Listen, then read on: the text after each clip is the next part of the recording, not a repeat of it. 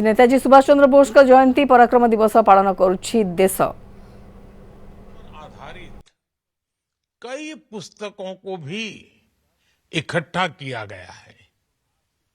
नेताजी की जीवन यात्रा की ये सारी विरासत मेरे युवा भारत, माय भारत को एक नई ऊर्जा देगी।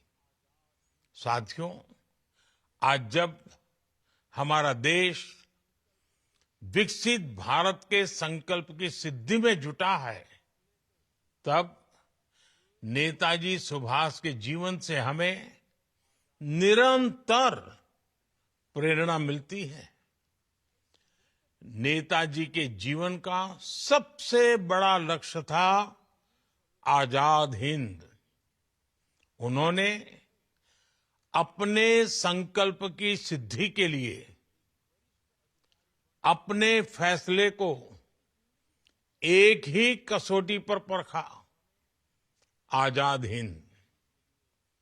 नेताजी एक समृद्ध परिवार में जन्मे। उन्होंने सिविल सर्विसेज की परीक्षा पास की।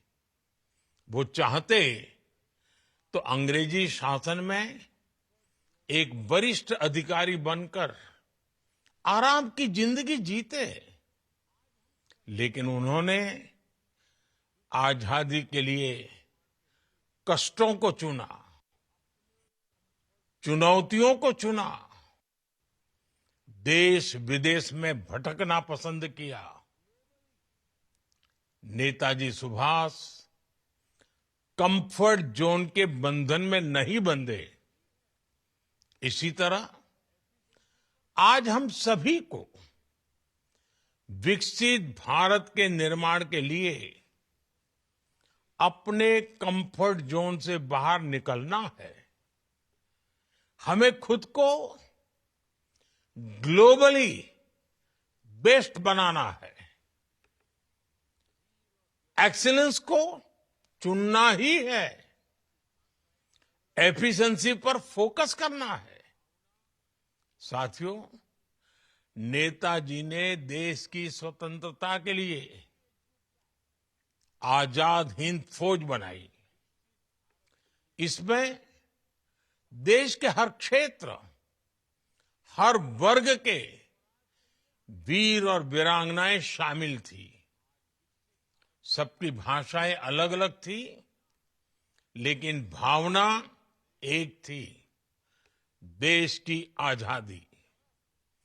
यही एकजुटता आज विकसित भारत के लिए भी बहुत बड़ी सीख है।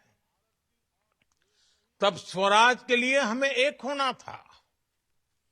आज विकसित भारत के लिए हमें एक रहना है।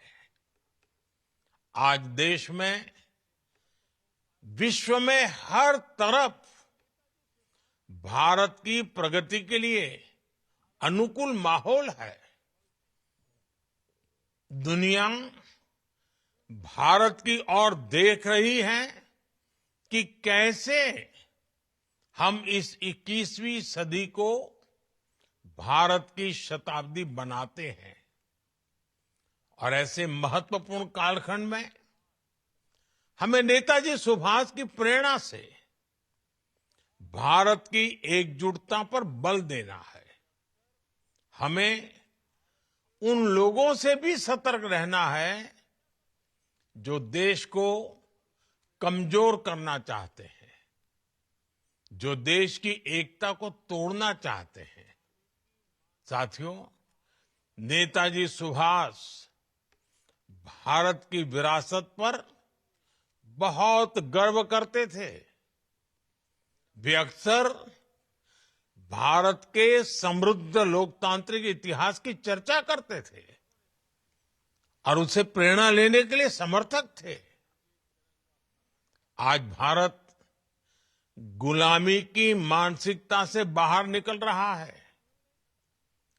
अपनी विरासत पर गर्व करते हुए विकास कर रहा है।